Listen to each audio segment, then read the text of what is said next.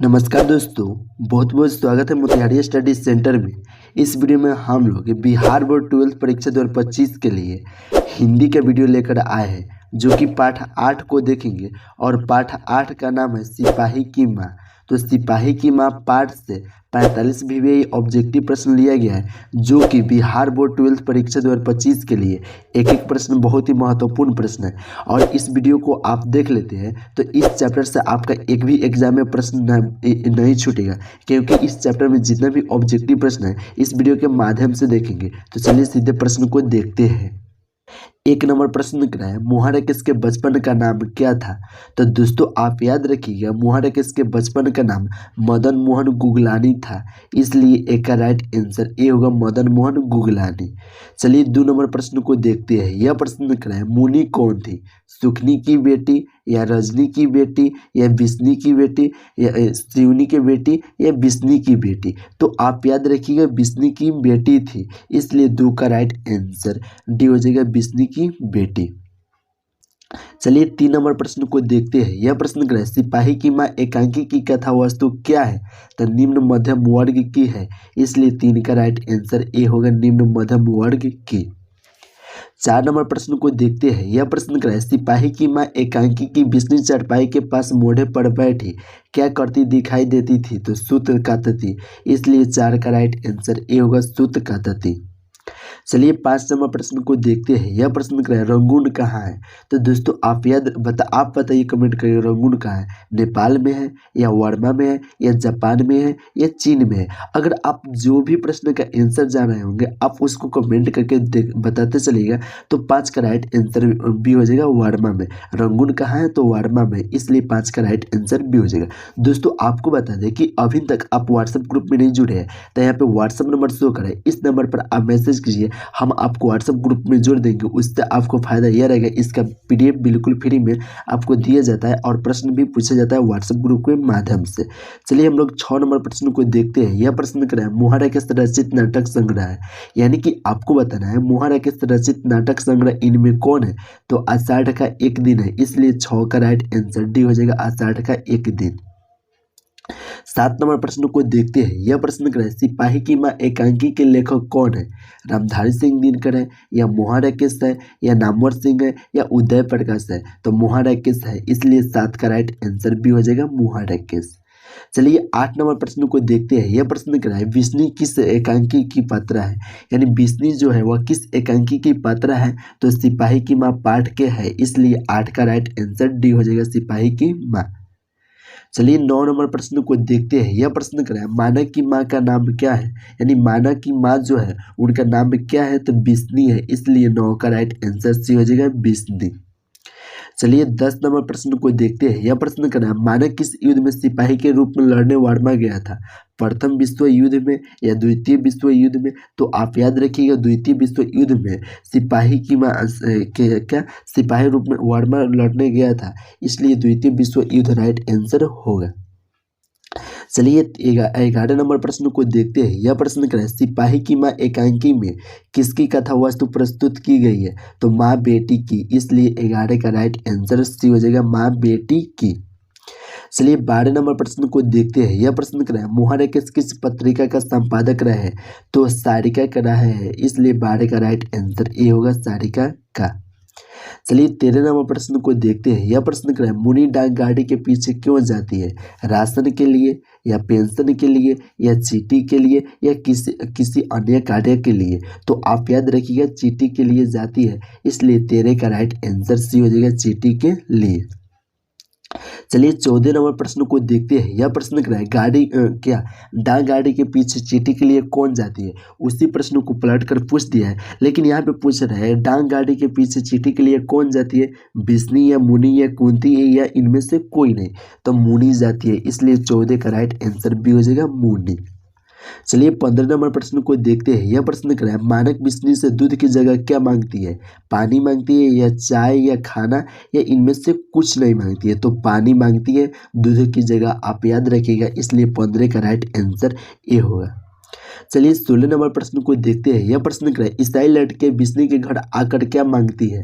तो चावल दाल मांगती थी, इसलिए 16 का राइट आंसर भी हो जाएगा चावल दाल। चलिए 17 नंबर प्रश्न को देखते हैं। यह प्रश्न क्या है, 13 दिनों तक हम लोग भूखे प्यासे जंगली रास्ते में चलते रहे हैं, यह किसने कहे थे? तो ईसाई लड़की ने कहे थे, इसलिए 17 का राइट आंसर सी हो जाएगा, ईसाई लड़की ने। 18 नंबर प्रश्न को देखते हैं। यह प्रश्न क्या है, निम्नलिखित में कौन सी कृति मुहारकेश की नहीं है? यहाँ पे पूछ रहा है कौन कृति जो है वो मुहारकेश की नहीं है। तो इंसान का खंडहर मुहारकेश का है, फौलाद का आकाश भी मुहारकेश का है, आषाढ़ का एक दिन भी मुहारकेश का है, लेकिन दरियाई घोड़ा जो है वो मुहारकेश का नहीं है। और इस प्रश्न में पूछा गया था कि मुहारकेश के कौन इसमें रचना नहीं है, तो दरियाई घोड़ा नहीं है, इसलिए 18 का राइट आंसर डी हो जाएगा, दरियाई घोड़ा। चलिए 19 नंबर प्रश्न को देखते हैं। यह प्रश्न क्या है, निम्नलिखित में से कौन सी मुहारकेश की रचना है? यानी हम लोग को बताना है इनमें कौन ऐसा जो रचना है वो मुहारकेश की है। तो ना आने वाले कल जो है वो मुहारकेश की है, इसलिए 19 का राइट आंसर सी हो जाएगा, ना आने वाले कल। चलिए 20 नंबर प्रश्न को देखते हैं। यह प्रश्न क्या है, किसकी माँ पागल हो गई? तो आप याद रखिएगा सिपाही की माँ पागल हो गई थी, इसलिए 20 का राइट आंसर भी हो जाएगा, सिपाही की माँ। चलिए 21 नंबर प्रश्न को देखते हैं। यह प्रश्न क्या है, मुनि की उम्र कितनी हो गई थी? 10 वर्ष या 12 वर्ष या 14 वर्ष या 16 वर्ष? तो आप याद रखिएगा 14 वर्ष हो गई थी, इसलिए 21 का राइट आंसर सी हो जाएगा, 14 वर्ष। चलिए 22 नंबर प्रश्न को देखते हैं। यह प्रश्न क्या है, निम्नलिखित में विष्णु की पड़ोसिन कौन है? आभा है या बिमला है या कुंती है या माधुरी है? तो कुंती है, यानी कि विष्णु के जो पड़ोसिन है उनका नाम क्या है? तो कुंती है, इसलिए 22 का राइट आंसर सी हो जाएगा, कुंती। चलिए 23 नंबर प्रश्न को देखते हैं। यह प्रश्न क्या है, मुनि किस दिन मानव की चिट्ठी आने की भविष्यवाणी करती है?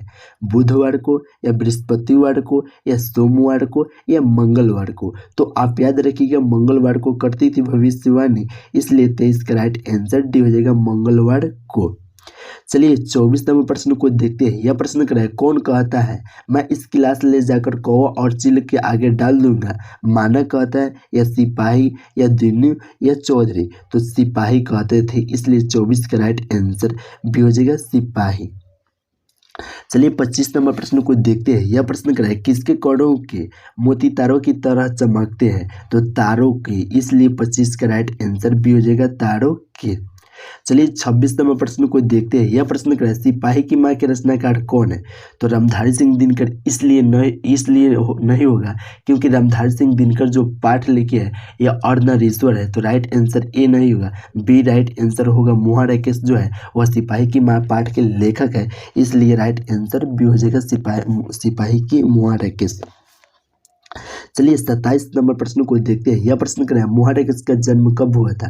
तो मुहारकेश का जन्म 8 जनवरी 1925 को हुआ था, इसलिए 27 का राइट आंसर ए होगा, 8 जनवरी 1925 को। चलिए 28 नंबर प्रश्न को देखते हैं। यह प्रश्न क्या है, इनमें कौन सी कृति मुहारकेश की है? तो जानवर और जानवर जो है वो मुहारकेश की है, इसलिए 28 का राइट आंसर भी हो जाएगा, जानवर और जानवर।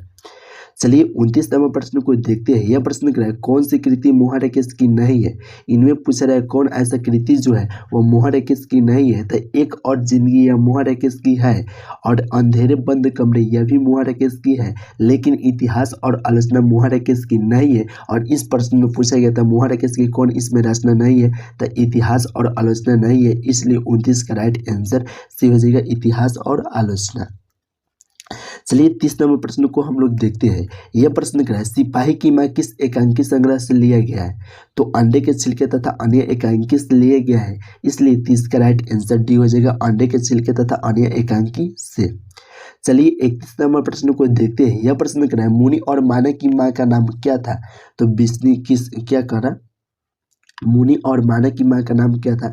तब विष्णु था, इसलिए राइट आंसर देखिए यहाँ पे किसने दिया हुआ है, इसको आप ध्यान दे लीजिएगा। मुनि और मानव की जो माँ का नाम था ना वो विष्णु था, विष्णु था, इसलिए 31 का राइट आंसर सी हो जाएगा, विष्णु।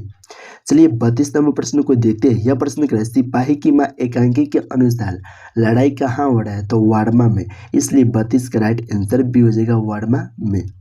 चलिए 33 नंबर प्रश्न को देखते हैं। यह प्रश्न क्या है, मोहर केस की एकांकी का शीर्षक इनमें कौन है? तो रोज इसलिए नहीं होगा क्योंकि रोज सच्चिदानंद, हिरानंद, वात्सल्य, आयन, अज्ञेय क्या है, और सिपाही की माँ पाठ होगा क्योंकि मोहर केस के एकांकी जो शीर्षक है वह सिपाही की माँ है, इसलिए 33 का राइट आंसर बी होगा। चलिए 34 नंबर प्रश्न को देखते हैं। यह प्रश्न क्या है, सिपाही की माँ कौन है? तो बिसंदेही है। सिपाही की माँ कौन है? तो बिसंदेही है, इसलिए 34 का राइट आंसर बी हो जाएगा, बिसंदेही। 35 नंबर प्रश्न को देखते हैं। यह प्रश्न क्या है, सिपाही की माँ एकांकी में कुंती कौन है? तो पड़ोसीन है। कुंती जो है सिपाही की माँ एकांकी पाठ में वह पड़ोसीन है, इसलिए 35 का राइट आंसर सी हो जाएगा, पड़ोसीन। चलिए 36 नंबर प्रश्न को देखते हैं। यह प्रश्न क्या है, रवेश क्या होता है? तो रवेश जो होता है वो मोटे सूत की बुनी चादर होता है, इसलिए 36 का राइट आंसर सी हो जाएगा, मोटे सूत की बुनी चादर। चलिए 37 नंबर प्रश्न को देखते हैं। यह प्रश्न क्या है, परमात्मा आपको सुखी रखे, यह कथन किसका है? तो आगंतुक लड़की का है, इसलिए 37 का राइट आंसर ये होगा, आगंतुक लड़की का। चलिए 38 नंबर प्रश्न को अब देखते हैं। यह प्रश्न क्या है, अंडे के छिलके के रचनाकार का नाम क्या है? मोहर केस है, या मलयज है, या ओम प्रकाश वाल्मीकि है, या नामवर सिंह है? तो मोहर केस है, इसलिए 38 का राइट आंसर ये होगा, मोहर केस। चलिए 39 नंबर प्रश्न को देखते हैं। यह प्रश्न क्या है, नाटक के क्षेत्र में जयशंकर प्रसाद के बाद की सबसे बड़ी प्रतिभा कौन माने जाते हैं? तो मोहर केस माने जाते हैं, इसलिए 39 का राइट आंसर डी हो जाएगा, मोहर केस। चलिए 40 नंबर प्रश्न को देखते हैं। यह प्रश्न क्या है, सिपाही की माँ शीर्षक पाठ में हड्डियों का चलता फिरता ढांचा इनमें कौन है? तो दीनू कुम्हार है, इसलिए 40 का राइट आंसर बी हो जाएगा, दीनू कुम्हार। चलिए 41 नंबर प्रश्न को देखते हैं। यह प्रश्न क्या है, मोहर केस किस आंदोलन के प्रमुख हस्ताक्षर थे? तो नई कहानी आंदोलन के थे, इसलिए 41 का राइट आंसर ए होगा, नई कहानी आंदोलन के। चलिए 42 नंबर प्रश्न को देखते हैं। यह प्रश्न क्या है, मोहर केस का निधन कब हुआ था? तो हम आपको बताए थे 3 दिसंबर 1972 में मोहर केस का निधन हुआ था। आप याद रखिएगा, अगर परीक्षा में आपसे प्रश्न पूछेगा कि मोहर केस का निधन कब हुआ था, तो 3 दिसंबर 1972 आप याद रखिएगा, इसलिए 42 का राइट आंसर सी हो जाएगा। चलिए 43 नंबर प्रश्न को देखते हैं। यह प्रश्न क्या है, किस पाठ में यह उदाहरण आया है? फौजी वहां लड़ने के लिए है, वे भाग नहीं सकते, जो फौजी छोड़कर भागता है उसे गोली मार दी जाती है। तो सिपाही की माँ पाठ से आया है, इसलिए 43 का राइट आंसर सी हो जाएगा, सिपाही की माँ पाठ से। चलिए 44 नंबर प्रश्न को देखते हैं। यह प्रश्न क्या है, मोहर केस का जन्म कहाँ हुआ था? तो मोहर केस का जो जन्म हुआ था वह जंडी वाली गली अमृतसर में हुआ था, इसलिए 44 का राइट आंसर भी हो जाएगा, जंडी वाली गली अमृतसर में। चलिए 45 नंबर प्रश्न को देखते हैं। यह प्रश्न क्या है, सिपाही की माँ एकांकी में आंगन के बीचों बीच क्या पड़ी थी? तो खस्ता हाल चारपाई पड़ी थी, इसलिए 45 का राइट आंसर सी हो जाएगा। दोस्तों जो हम आपको 45 भी ऑब्जेक्टिव प्रश्न बताया है, यह बिहार बोर्ड 12 परीक्षा 2025 के लिए बहुत ही महत्वपूर्ण है। अभी तक आप व्हाट्सएप ग्रुप पे नहीं जुड़े हैं तो यहाँ पे लास्ट में व्हाट्सएप ग्रुप का नंबर शो करेगा, उस पर आप मैसेज कीजिएगा, हम आपको व्हाट्सएप ग्रुप में जोड़ देंगे। चलिए दोस्तों, अभी तक आप चैनल को सब्सक्राइब नहीं किए होंगे तो चैनल को सब्सक्राइब कर लीजिए। चलिए फिर मिलते हैं नेक्स्ट वीडियो में।